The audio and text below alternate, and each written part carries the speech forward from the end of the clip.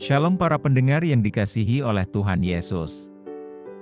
Kiranya Tuhan memberikan rahmat-Nya kepada para pendengar semua. Sebentar lagi kita akan mendengarkan pembacaan Alkitab audio dalam versi bahasa Indonesia sehari-hari. Siapkan hati saudara. Bilangan pasal 33. Tempat-tempat persinggahan orang Israel di padang gurun. Inilah tempat-tempat persinggahan orang Israel setelah mereka keluar dari tanah Mesir, pasukan demi pasukan, di bawah pimpinan Musa dan Harun. Musa menuliskan perjalanan mereka dari tempat persinggahan ke tempat persinggahan sesuai dengan titah Tuhan. Dan inilah tempat-tempat persinggahan mereka dalam perjalanan mereka. Mereka berangkat dari Rameses pada bulan yang pertama, pada hari yang ke-15 bulan yang pertama itu. Pada hari sesudah Paskah berjalanlah orang Israel keluar, oleh tangan yang dinaikkan, di depan mata semua orang Mesir. Sementara orang Mesir sedang menguburkan orang-orang yang telah dibunuh Tuhan di antara mereka, yakni semua anak sulung, sebab Tuhan telah menjatuhkan hukuman-hukuman kepada para allah mereka.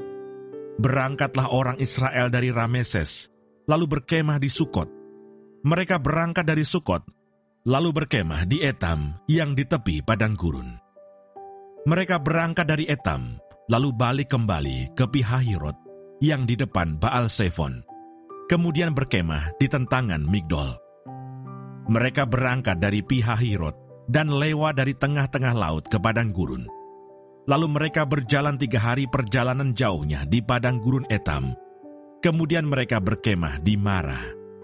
Mereka berangkat dari Mara, lalu sampai ke Elim. Di Elim ada 12 mata air dan 70 pohon kurma. Di sanalah mereka berkemah. Mereka berangkat dari Elim, lalu berkemah di tepi Laut Teberau. Mereka berangkat dari Laut Teberau, lalu berkemah di padang gurun Sin. Mereka berangkat dari padang gurun Sin, lalu berkemah di Dofka. Mereka berangkat dari Dofka, lalu berkemah di Alus. Mereka berangkat dari Alus, lalu berkemah di Rafidim, dan di sana tidak ada air minum untuk bangsa itu. Mereka berangkat dari Rafidim, lalu berkemah di padang gurun Sinai. Mereka berangkat dari padang gurun Sinai, lalu berkemah di Kibrot Ta'awa. Mereka berangkat dari Kibrot Ta'awa, lalu berkemah di Haserot. Mereka berangkat dari Haserot, lalu berkemah di Ritma. Mereka berangkat dari Ritma, lalu berkemah di Rimon Peros.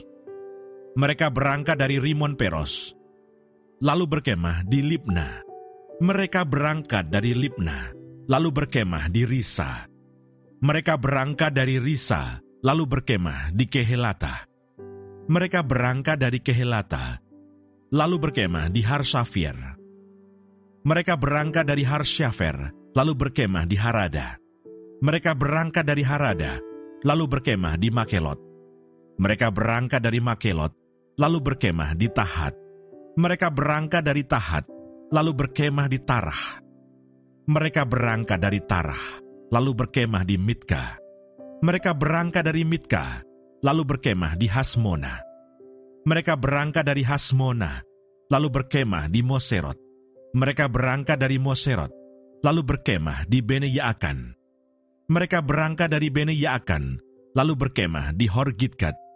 Mereka berangkat dari Horgidgad, lalu berkemah di Yotbata. Mereka berangkat dari Yotbata, lalu berkemah di Abrona. Mereka berangkat dari Abrona, lalu berkemah di Esion Geber. Mereka berangkat dari Esion Geber, lalu berkemah di padang gurun Zin, yaitu Kades. Mereka berangkat dari Kades, lalu berkemah di gunung Hor, di perbatasan tanah Edom. Ketika itu Imam Harun naik ke gunung Hor sesuai dengan titah Tuhan, dan di situ ia mati pada tahun ke-40, sesudah orang Israel keluar dari tanah Mesir, pada bulan yang kelima, pada tanggal 1 bulan itu. Harun berumur 123 tahun ketika ia mati di Gunung Hor. Pada waktu itu Raja negeri Arad, orang Kanaan itu, yang tinggal di tanah Negeb, di tanah Kanaan, mendengar kabar tentang kedatangan orang Israel. Berangkatlah mereka dari Gunung Hor, lalu berkemah di Salmona. Mereka berangkat dari Salmona, lalu berkemah di Funon. Mereka berangkat dari Funon, lalu berkemah di Obot.